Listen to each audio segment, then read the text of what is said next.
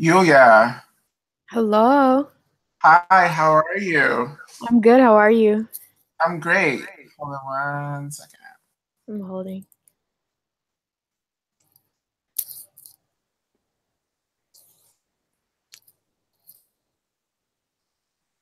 I don't know why it's not allowing my camera, Yulia. I'm so sorry. Oh, that's all right. That's okay. I can talk to the photo. It's fine. Touch my photo. I'm so sorry about that. It's okay. Are we waiting for for anyone else to join? Well, I just left the option on Facebook in case any of the ECs or anybody else wanted to join in. I think we could just start because after you, there's somebody else. So Oh, okay, yeah. Fair. worst case scenario, if you run a little bit over, he'll get to see a little bit of your amazing seminar. Like, hello, that's a win-win, right? I tried to time myself a couple times and I'm actually like a couple minutes under, so I think it's gonna be fine. Okay, so awesome. Yeah. All right. Okay. Okay. So I want to begin with a disclaimer, which is that this Yeah. is a class that I would teach towards the end of the course.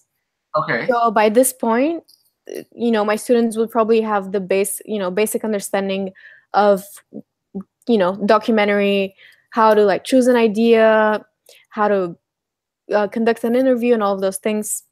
So if any questions arise for you throughout this class, maybe, hopefully, I would have like explained that earlier in the seminar. Okay. Yeah.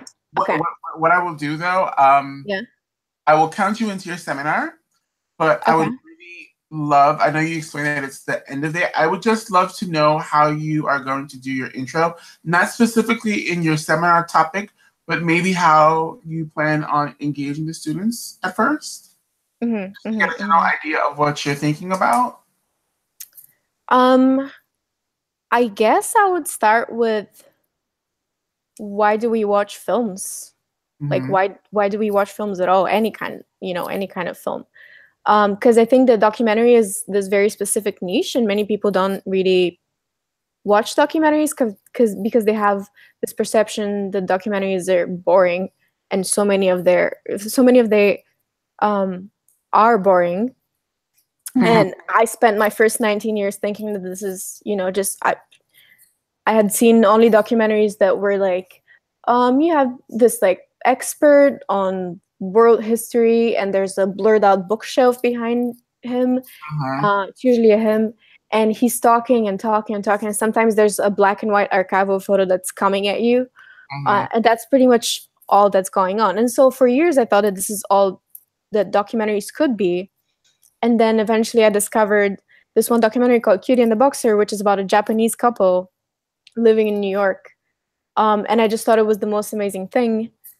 And since then, I've started watching more documentaries, and I realized that there's so much more to this genre. Um, but to go back to the initial question, why do we watch films at all? I think it's because we want to make sense of the world around us. And I think that holds true for documentaries as well. Documentaries are not like real life. They take real people, but they're not like real life because um, real life doesn't make any sense. That like if you've lived life, you know that it doesn't make any sense. There's no like clear cause and effect progression of things often. And I think that we turn to art to look for to try and find this cause and effect relationship that's going on, including it with films and including with documentaries. So documentaries, I think, take people that are real people with their real stories, and they try and piece together a person's story, a person's history, in a way that would make sense to us, and in a way that we would see this cause and effect relationship in a way that will make us feel more or less safe and secure, because we're like, okay, there's a cause and effect relationship there. This person did this and then this happened. There's an order to things. But also, we turn to films, including documentaries, because we want to see that small thing that's in a way universal. Like, we want to see something that we've experienced as well. And the reason I wanted to make this seminar about documentary specifically is because I think that most things that happen in real life, you can't even make them up. Because if you were to write this as a fiction story, people would be like, no way. This, like, there's no way this actually happened. It's, you know, you wrote this. But things happen in real life that just wouldn't happen in fiction. And I think that's super curious. So this is what, you know, my intro would be for the most part, is how life is actually stranger than fiction. Awesome. I think that's really relatable. Okay. All right. Thank you. I just wanted a little idea of what that would be like. So I won't interrupt you. I'll let you go into what you would do on your last day. All right. Can I ask a question first? Have you seen the documentary that I put in my syllabus? No, I have not. The first activity. Okay. Are you familiar with the documentary about sriracha, the sauce? No, I'm not. But you know what? After this, I'm definitely going to go watch it. Yeah. I read your syllabus, and you know there were so many I didn't get a chance to really go through every link. But but now specifically after this, because the way you pose the question, well, have you watched it? And I was like, okay, now I definitely have to watch it. All right. Well, it's definitely curious. That's kind of like my first, you know, one of it's the pre-activity, even before we start the course. It's just because I address it, which is why I'm asking. Gotcha. All right.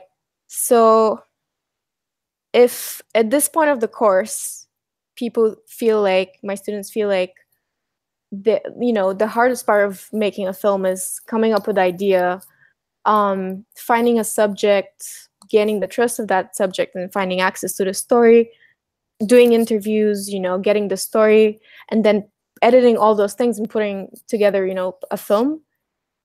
If people thought that this was the hardest part, then I have some bad news for them, because this is actually the easiest part of filmmaking, is making the film. Mm-hmm. The hardest part of filmmaking is getting people to watch it. And there's this even like joke that I hear over and over again, that it's like, if you talk to a filmmaker who's, not in Hollywood, not a big name or whatever, it's like a small, like independent filmmaker, within minutes of introducing themselves, they will make you watch a film that they made. And it's always like, oh my God, those independent filmmakers are always so annoying. They're like, watch my film, watch this, watch that. But there's a reason for that. And that reason is that it's very, very hard to get people to watch your film. And even if your film is accepted into festivals, even if your film ends up on Netflix, that doesn't guarantee you an audience in any way, because there are so many things on Netflix. Yeah. So what's the thing that makes you click on a film that you see on Netflix? You have like the photo, maybe you have a trailer, but then you have like 3 sentences or something. And you read those 3 sentences, and based on those 3 sentences, you decide if you want to watch this film or not. And that's basically the pitch. And doing the pitch is the most important thing that you need to do when it comes to getting an audience for your film. And if we just look at that Sriracha documentary, mm-hmm. If you were to say in those, you have like 1, 2, 3 sentences, if you were to just say, yeah, this is a documentary about the hot sauce, there are 3 groups of people in that scenario. The first group is people who love documentaries and watch documentaries about anything. I'm in that group of people, but that's a very small percentage of the people around the world. The second group of people is people who are obsessed with hot sauce. And obviously, since there's a Sriracha documentary, there are a bunch of people obsessed with hot sauce. But again, those 2 groups are the minority, and the majority of people, that wouldn't be enough for them. Just hearing, oh, it's a documentary about hot sauce. Maybe they'll say, okay, that's interesting, but they might not be prompted to, watch this half-hour documentary and spend half an hour of their life watching something about hot sauce. But if you think back to the film, it's at its core, it's not a film about hot sauce. It's a film about the person who created that hot sauce, because it's a person who migrated to the States and was feeling homesick, and he just wanted to figure out a way to find the taste of home and find that little bit of home. And then he created this sauce, and then more people joined in, and then now it's a worldwide sensation. Everyone loves Sriracha. But at its essence, it's about homesickness. So a pitch about this documentary would be something like something that started as a search for a taste of home turned into, this worldwide sensation called sriracha. Because it's good to mention the sauce. Because I think that there are two elements to a good pitch, and the first one is the thing that makes you go, okay, which is in this case it's the hot sauce, because it's it's a documentary about hot sauce. It's bizarre. It's interesting. So the thing that makes you go is this curious, quirky thing, and then you have the more like universal, broad thing, which should like every person or most people should be able to relate to that. So you have the specific thing, which is the hot sauce, and then you have this concept of homesickness, or like looking for a sense of home, a taste of home. So once you combine those two things, you have yourself a good pitch. If we were to take a completely hypothetical situation, let's say I'm planning on encouraging my students to make documentaries about people or stories they have direct access to already, so like things that are close to them. So this is why I'm giving this example.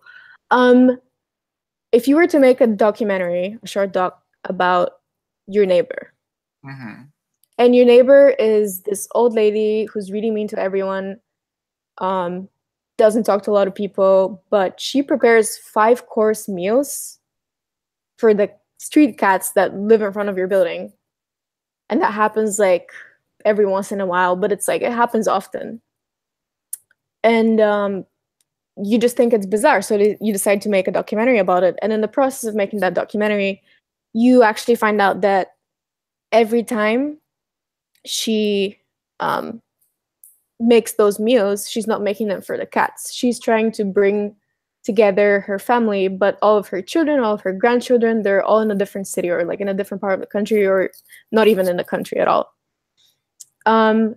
And every time, despite everything, she hopes that they will come, and she prepares those huge meals. But then nothing ends up happening. There's no reunion. No one comes to visit her. And so she feeds those cats on the street. Then it turns into something completely different. The story is completely different. What started out as something funny and quirky now is actually something really sad, which is this, old woman is lonely, and she's mean to everyone because she's not finding, the affection that she needs, but she still has this desire to show this affection towards someone, which is why she feeds the cats on the street. So this is your documentary, and it's a great one because, in the process, you got to know your neighbor. You now realize that she's a great old woman, even though she's kind of mean to people sometimes. And then, you make this documentary, you put it, you get it on Netflix somehow, which is the dream for all documentary filmmakers. You get it on Netflix. Yeah. But then why would people care about your neighbor? Because they don't know anything about your neighbor. And there are thousands of films on Netflix to choose from. So how do you put together a phrase, like a couple of sentences that communicates, what makes your neighbor so special? Something that would make other people care about her even though they don't know her yet and they haven't even seen a documentary. So then obviously you have the two elements. You have the specific part and the general part. The specific part in this case is this woman who feeds her cats, a 5-course meal every now and again. And then you have the more broad idea of kind of like loneliness and, this need for human affection. So then you can write something like what seems like a story about yet another crazy cat lady who happens to be your neighbor, who's mean to everyone and feeds the street cats 5-course meals every other day, turns into a touching story about the inherent human need for affection. And then you have both of those things. You have the cats, 5-course meals, what? Curious, interesting. And then you have this broad idea of the need for human affection. So then you've hit both parts. And with that, you have this whole thing, which is like, it would make someone go like, okay, I would be interested in this. Maybe I'll watch this, it's 15 minutes, whatever. I'm just going to watch it. And then people will actually get to watch it, get to know your neighbor and maybe find out the same things that you found out about her while making the film. And then even if we think about just like stories in general and how stories are told, let's think about, like, for example, Toy Story. It's the same concept. If you have to pitch Toy Story to someone, for example, if you need like more money, you've started out Toy Story, but you need more money to finish it, and then you want to pitch it to someone who has money and will help you finish the film. How do you pitch Toy Story? It's the curious thing, which is what? Like toys that are alive? What's going on there? Mm-hmm. And then you have the more, the broad thing, which is, yes, the toys are alive, but they have human emotions and human experiences. They feel lonely when they're left behind. They have friendships, they have fights, and all of that, which is the familiar thing, which is something that we all can relate to. But it's packaged in this new curious thing, which is, okay, toys can talk. Yeah. And there's actually a theory out there that in terms of stories, I forget the author of that book, but it's this one guy at some point claimed that I think there's 6 or 7 stories overall. Like, that's it. There are no more stories in the world, but we keep repackaging them. And so essentially it's the same thing with like the way stories are structured, and in the same way the way pitches are structured, because you have 5-course meal for cats, and then you have toys that can talk, and then you have hot sauce.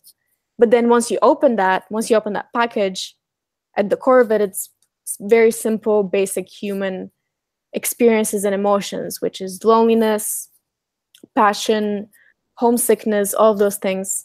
At the core of it, they're all the same. And people of so many different contexts and cultures can relate to those emotions despite the package. But the package is what makes it curious and enjoyable. And this is why it's important to have a good pitch. Yeah. So is that it? Yeah, that's it. Awesome. All right. Awesome. It was great. Yeah. It was great. So a few things, right? So, I really like your delving into the importance of certain documentaries to open different avenues that you might not necessarily think of as avenues to explore in film. Really like that a lot. I wanted to know, are you planning to show anything visually in the class? Like a video? Yeah, for sure. So if you are, like I've told other people before, Japan is amazing in so many ways. But Wi-Fi is not necessarily one of them. So if you are going to have a visual aid, I highly recommend that you download it either to a hard drive, or if you're bringing a laptop, computer, I recommend that you download it to your computer so you have everything ready to go, so you're not taking up any time during your seminar watching that wheel of death going around in a circle, so you don't waste time buffering a video. Hi Justin, give me 2 minutes, okay? But you can stay and watch in or just walk away. Okay.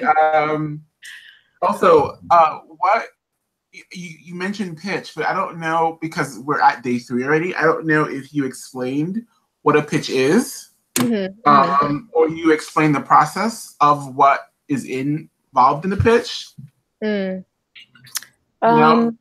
Just thinking language barrier-wise, because pitch can mean a couple things. It can mean pitching a ball, or in the context of your documentary, which is a completely different thing. So I thinking about maybe, if you haven't, incorporating a explanation of what that means and what that entails. Also, the idea of quirky. I don't know how well that's going to get translated. So maybe if you can have an explanation of what exactly makes a documentary about Sriracha quirky. I know it's quirky. You know it's quirky, but I think for somebody coming into it fresh, the idea of word quirky is a little bit rough. But other than that, pretty freaking amazing. I loved it. All right. Well, I hope that I got you curious enough to watch the Sriracha documentary. It's online. It's on YouTube. I'm going to watch it tonight, and I'm going to put Sriracha on my popcorn. How about that? Sounds amazing. Yeah. All right, Yulia, it was wonderful speaking to you. Yeah, it was And great. You. you can either stay around and watch Justin's presentation, or you can go about your weekend, enjoy it. Yeah, I think I'll do the second for now, because actually for me it's a work day tomorrow, so I'm gonna go and get an early night. Relax, enjoy the rest of your night, and all right. Be safe this summer. And I can't wait to see you in Tokyo. All right, can't wait to see you. Bye. Bye. Hey, Franklin. Hey, Justin. How are you doing? I'm doing fine. How about you? Why are you already laughing? What? I'm just happy to see you. Oh, have you seen my picture? What? Have you seen my picture? Because okay, fine. No, for some reason, as I was explaining to Yulia, the webcam for the live situation for YouTube is not working. I don't know why. So unfortunately, all you'll have to be staring at is that circle when I'm speaking. Okay. Yeah. Wait. My computer's running out of battery. Give me 1 second. Okay.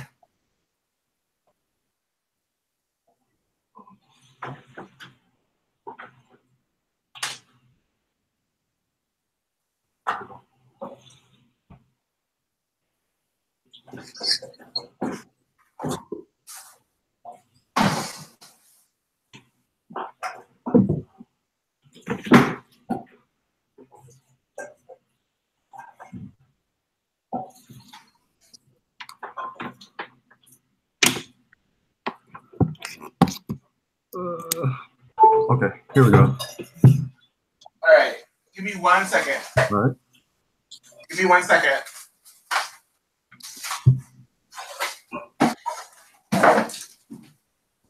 Okay, I am back. All right, so the way this is gonna work, I'm going to ask you how you plan on introducing your lecture to the students, and for you to give me a 15-minute lecture. It could be a combination of one day or a couple of days or just a general consensus of a lecture, or it could be your last day. Whatever you feel would show people what your lecture is, like what the nexus of your lecture is. So I'll leave that up to you. Okay. So I will count you in, and then you can get started. Okay. All right. So 3, 2, 1. It's yours. Okay. So my lecture is called Logic and Paradox, and there's 2 parts of it: logic. So every lecture we're going to start with some logic, either predicate logic or set theory or probability, some sort of logic, and some applications of it. I'm thinking roughly 15 minutes, not too long, and that's just going to be mainly lecturing. And then after that, we're going to move on to paradoxes, which I'll present the students a paradox, and they can discuss for however long they wish, and then they can present their answer. So a typical, here's how I think my first day is going to go. I'm going to talk about 15 minutes of logic. I'm not going to do that here because I feel like it's difficult to explain over the phone. So let's start with paradoxes.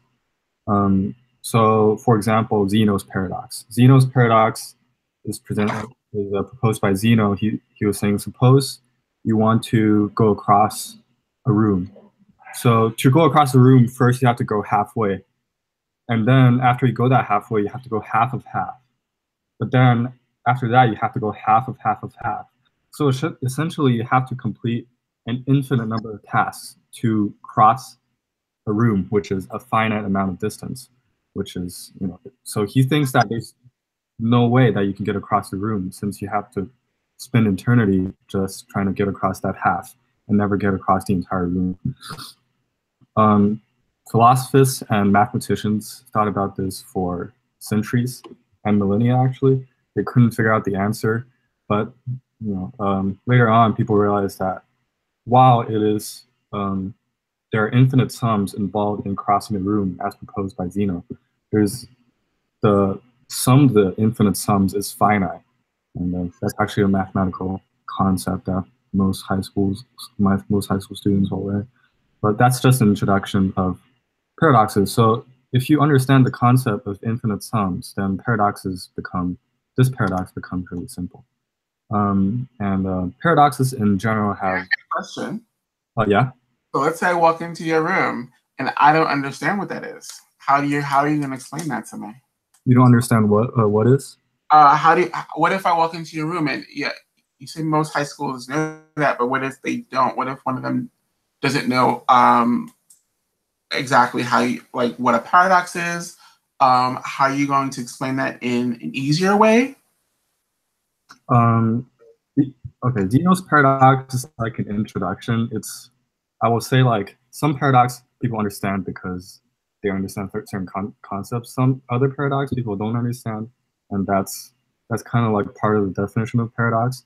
And the paradox is just that despite sounding contradictory or ridiculous, it leads to a or rather, despite sounding reasonable or logically sound, it leads to a contradictory or illogical conclusion. That suffice? Yeah.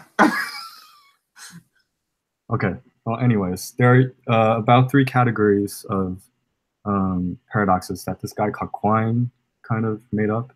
So the first type is vertical, and vertical paradoxes are paradoxes that sound ridiculous but actually have a very reasonable answer.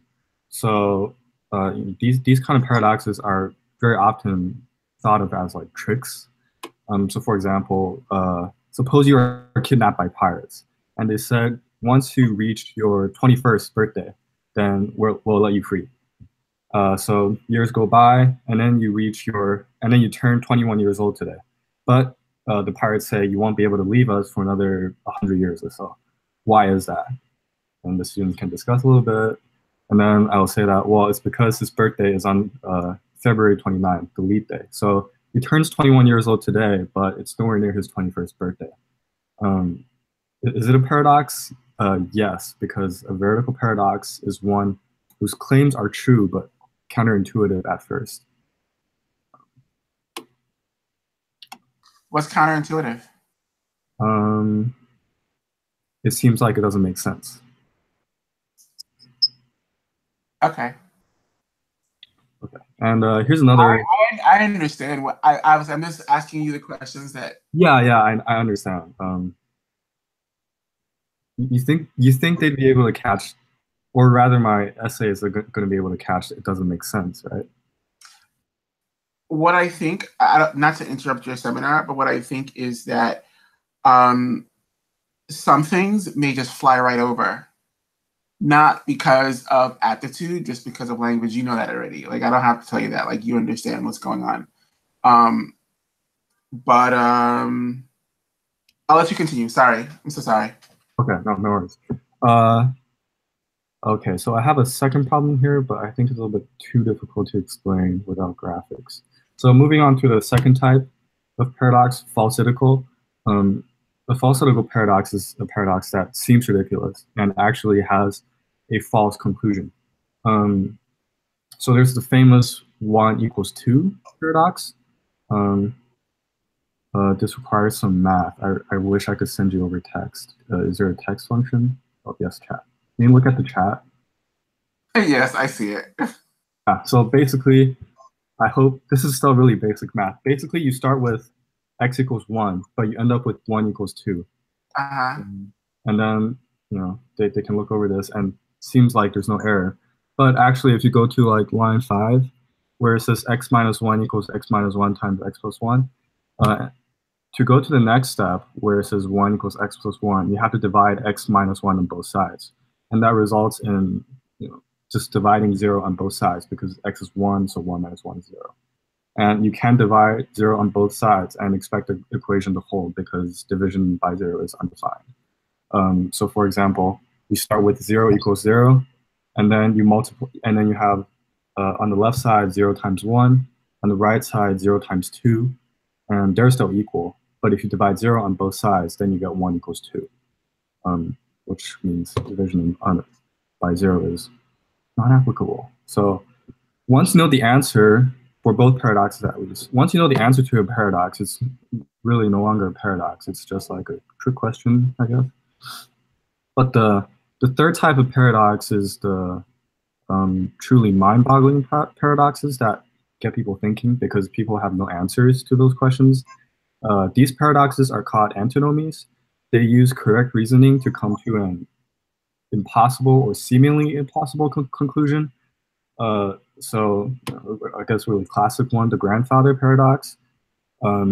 Suppose you want to go back in time and kill your grandfather for some reason, and before your father is born, your grandfather is dead, so your father shouldn't be born, so you shouldn't be born. So like, what happens there? Nobody knows. And so these paradoxes can be true, but they also can be false. They create sort of like a crisis in thought.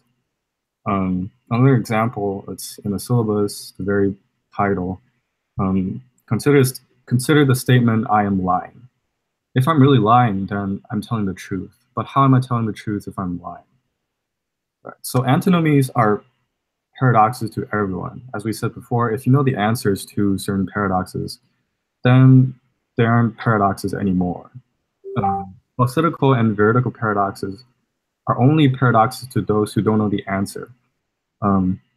So in a sense, maybe some of the antinomies of today will be resolved as veridical or falsidical, and they can be solved in the future. Another example would be the faint young sun paradox. It's basically saying our science thinks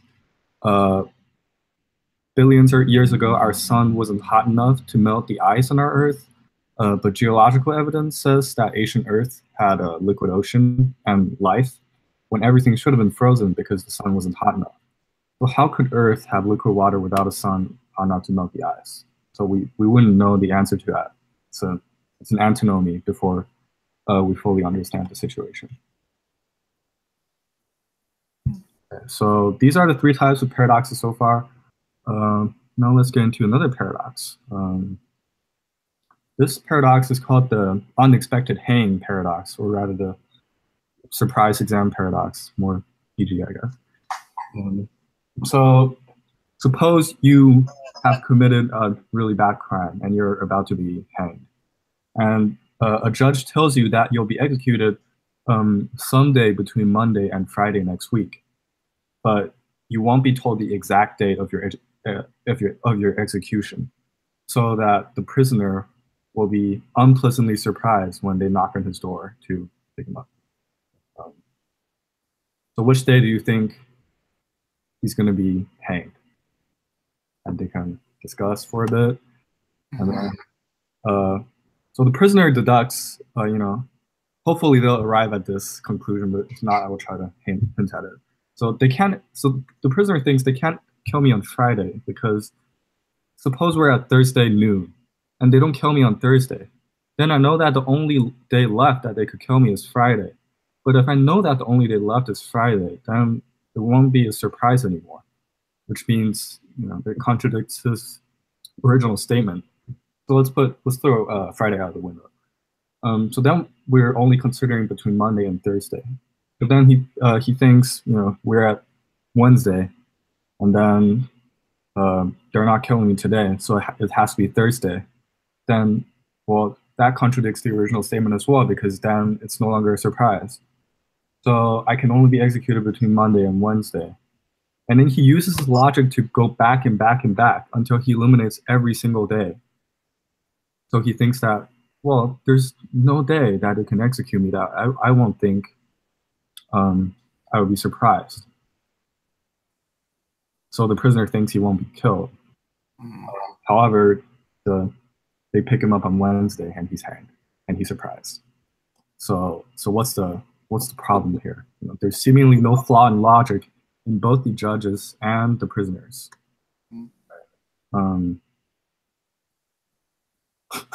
Sorry. Okay. I would have some cards that's gonna visualize the situation, but I will try to explain this. Essentially, this setup allows the prisoner to eliminate Friday. So he's right. He's kind of right in the first step, in that he won't be hanged on Friday. That's for sure. However, there won't be a problem as long as we don't reach Friday. That's basically the premise. It doesn't. You can eliminate Friday, but it doesn't allow you to eliminate Thursday and subsequently the 3 days left, because this requires you to think that a Friday hang is not surprising. Hence, every single day's hang will not be surprising. I feel like that's going to be a little bit hard to explain. It will be, ideally, I'm going to have 5 cards that be like, I'm going to turn the cards over one by one.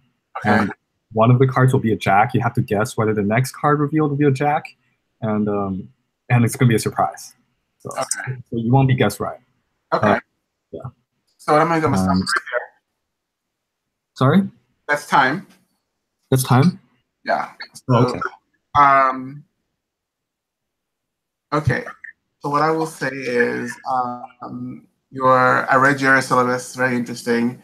I like your use of examples to help them to understand things. You've been there before, so you know that some things might have to be explained a little bit more. You're using a lot of normal words in academics in America, words that we encounter almost every day, and that I have no problem following, you have no problem following, but as you know, for somebody speaking a different language, I would just circle the words that you think might be problematic and try to find an easier way, which is sometimes harder, an easier way of saying what you really want to say to them.